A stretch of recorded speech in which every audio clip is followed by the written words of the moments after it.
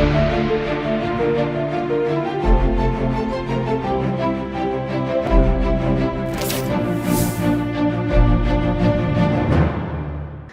Break के बाद स्वागत है आपका उत्तर प्रदेश बुलेटिन में। आपके साथ मैं हूं श्वेता तिवारी। बुलेटिन में बात करेंगे बलिया की, जहां बसपा नेता अमरनाथ राय ने उत्तर प्रदेश विधानसभा 2027 के चुनाव में बेहतर प्रदर्शन का दावा किया है। साथ ही बात होगी बांदा की, जहां बुढ़वा मंगल पर फूलों की होली कार्यक्रम का भव्य आयोजन किया गया। ऐसी तमाम खबरों पे विस्तार से करेंगे चर्चा। खबर बलिया से है, जब बसपा नेता अमरनाथ राय ने कहा कि उनकी पार्टी 2027 चुनाव के लिए तैयारियों में जुटी हुई है। इन्होंने दावा किया कि वार्ड नंबर 50 में समस्याओं का अंबार है। सड़क, नाली और खड़ंजा समेत कई गंभीर समस्या है। बसपा नेता ने इन समस्याओं को उठाया है और समाधान की मांग की है। परिचय बता दो। मेरा नाम अमरनाथ राय है और मैं जिला पंचायत की 50 नंबर वार्ड से, हमारी पत्नी उसकी प्रत्याशी है और मैं बसपा सदस्य होने के नाते उनका जो है भरपूर जो है साथ में जो भी 50 नंबर के वार्ड के लोग हैं, किसी जाति धर्म के हों, किसी और के, सबका स्वागत है और सबको जो है तो जानते हैं कि समस्याएं बहुत आती हैं, तो समस्याओं के लिए किसी को आगे आना पड़ता है। क्योंकि मैं बहुत पहले से इसमें लगा हुआ हूँ, तो लोगों की मदद के लिए हमेशा तत्पर रहता हूँ। किस तरह की समस्या है अभी सामने? समस्याएं बहुत हैं। समस्याएं मूलभूत समस्याएं हैं, जैसे मान लीजिए कि कोई घर से, परिवार से बाहर निकला है, काम करने के निकला है, उससे कुछ अभद्र व्यवहार ना हो जाए, किसी के साथ न्याय हो और बढ़िया ढंग से समाज में सौहार्द बना रहे, तो और उसके अनुसार ठीक रहेगा। इसीलिए हम लोग लगे रहते हैं।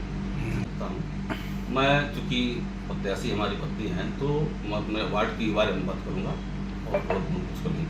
अगर बीएसपी की बात करें तो बीएसपी कितना ग्राफ जो है लगातार बढ़ती जा रही है। बीएसपी करेगी।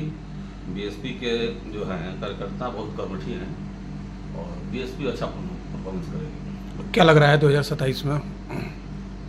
मैं 27 के बारे में तो बहुत अभी लंबा समय है, लेकिन 27 में भी बहुत ही अच्छा परफॉर्मेंस करेगी और लोग कहेंगे कि बहन जी जो है संगठन को मजबूत करने के लिए लग गई है।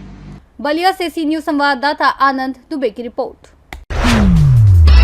बलिया के थाना हल्दी पुलिस ने जीरो टॉलरेंस नीति का पालन करते हुए नाबालिग रौनक यादव की हत्या के मुख्य आरोपी मनोज यादव को मुठभेड़ के बाद गिरफ्तार किया। मूटाडीह सोनवानी मार्ग पर चेकिंग के दौरान मुखबिर की सूचना पर घेराबंदी की गई, जिसमें मनोज यादव ने पुलिस पर फायरिंग की। जवाबी कार्रवाई में उसके बाएं पैर में गोली लगी। जांच में सामने आया कि इसी ने 9 मार्च की रात मासूम रौनक यादव की बेरहमी से हत्या की थी। आरोपी के पास से एक अवैध तमंचा और कारतूस बरामद हुए। फिलहाल उसका इलाज CHC सोनवानी में चल रहा है। इस कार्रवाई से अपराधियों में खौफ और जनता में पुलिस पर भरोसा बढ़ा है। थाना हल्दी जनपद बलिया में आज एक हत्या का अभियोग पंजीकृत किया गया था, जिसके क्रम में पुलिस टीम में अभियुक्त की गिरफ्तारी के लिए लगाई गई थी। आज रात्रि करीब पुलिस की टीम को सूचना मिली कि एक संदिग्ध व्यक्ति जा रहा है। पुलिस टीम के द्वारा जब उसका पीछा किया गया और उसे जब घेरा गया तो उसने पुलिस टीम पर फायर कर दी। पुलिस टीम के द्वारा जवाबी आत्मरक्षार्थ में गोली चलाई गई, जिसमें उसे गोली लग गई। पुलिस टीम के द्वारा जब उससे पूछताछ की गई तो उसने अपना नाम मनोज बताया और उसकी जब तलाशी ली गई तो उसके पास से एक तमंचा, एक जिंदा कारतूस और एक खोखा कारतूस बरामद हुआ। उससे तत्काल अस्पताल भिजवाया गया, जहां उसकी स्थिति खतरे से बाहर है। इस व्यक्ति का नाम मनोज है और ये स्थानीय थाने पर पंजीकृत हत्या के अभियोग का नामित अभियुक्त है। प्रकरण में पुलिस फोर्स मौके पर मौजूद है और वैधानिक कार्रवाई प्रचलित है। बलिया से सी न्यूज संवाददाता राजू गुप्ता की रिपोर्ट। बलिया शहर में आज घरेलू गैस सिलेंडर की भारी किल्लत देखने को मिली। वरदान गैस एजेंसी जापलिनगंज के बाहर सुबह से ही लोगों की लंबी कतारें लग गई। सिलेंडर नहीं मिलने से आम जनता को भारी परेशानी का सामना करना पड़ रहा है। कई लोगों का कहना है कि वे सुबह से लाइन में खड़े हैं, लेकिन अभी तक उन्हें गैस सिलेंडर नहीं मिला है। समाज सेवी आशीष त्रिवेदी ने कहा कि समय पर गैस की सप्लाई नहीं होने के कारण ये संकट पैदा हुआ है। वहीं कुछ लोगों ने कालाबाजारी की आशंका भी जताई है। प्रशासन से मांग की जा रही है कि जल्द से जल्द गैस की आपूर्ति बढ़ाई जाए ताकि जनता को राहत मिल सके। आप क्यों यहाँ लाइन पे खड़े हैं?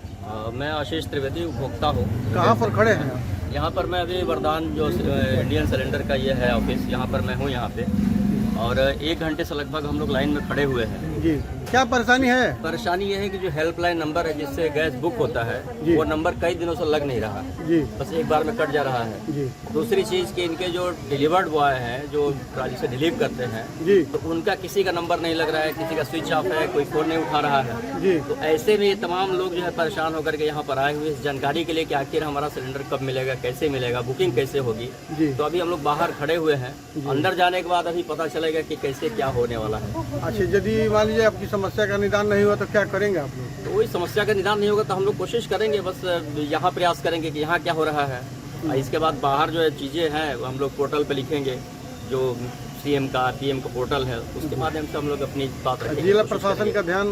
जिला प्रशासन का ध्यान अगर होता तो इतनी समस्या होती ही नहीं यहाँ पे, क्योंकि अब गार्ड साहब भी अंदर है तो यहाँ भी इतनी भीड़ है और कब कैसे कोई जा रहा है आ रहा है किसी को कुछ पता नहीं चल रहा है। ये समस्या। बलिया से सी न्यूज संवाददाता श्री कृष्ण तिवारी की रिपोर्ट। बांदा जिले के कमासिन क्षेत्र में बुढ़वा मंगल के पावन पर्व पर फूलों की होली ने रंग बिखेर दिया। नवनियुक्त भाजपा मंडल अध्यक्ष इंद्रेश द्विवेदी ने पचौहर स्थित आवास पर आयोजित भव्य मिलन समारोह में सैकड़ों ग्रामीण और कार्यकर्ताओं ने हिस्सा लिया। समारोह का मुख्य आकर्षण वीरराव के फाग गायकों की सुमधुर प्रस्तुतियां रही। भाजपा मंडल महामंत्री उमानंद सिंह ने ब्रज की धुन पर गीत प्रस्तुत किया, जबकि प्रसिद्ध गायक राम बिहारी सोनी की मंडली ने रघुवर खेलत होरी संग में जनक किशोरी गाकर सबको झूमने पर मजबूर कर दिया।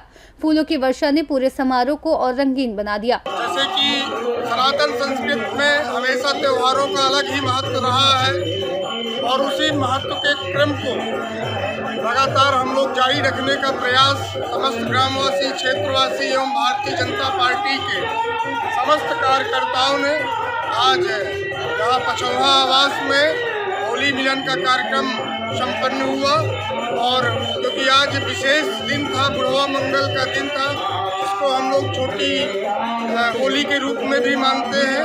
और इस कार्यक्रम में हमारी प्रदेश की उपाध्यक्ष भारतीय जनता पार्टी और महिला कल्याण निगम की अध्यक्ष, दर्जा प्राप्त राज्य मंत्री उत्तर प्रदेश सरकार दीदी कमलावती सिंह जी और पूर्व मंडल अध्यक्ष रेवती रमन मिश्रा जी, जिला पंचायत सदस्य राजा विश्वकर्मा जी, जिला कार्य समिति के सदस्य श्री मोहन कोटारे जी एवं इस कमासिन ब्लॉक के यशस्वी ब्लॉक प्रमुख रावेंद्र गर्ग जी, प्रदीप मिश्रा जी, बच्चा मिश्रा जी, सुशील द्विवेदी जी, तमाम भारतीय जनता पार्टी के कार्यकर्ताओं ने बढ़ चढ़कर हिस्सा लिया और बहुत ही जोरदार भव्य कार्यक्रम संपन्न हुआ।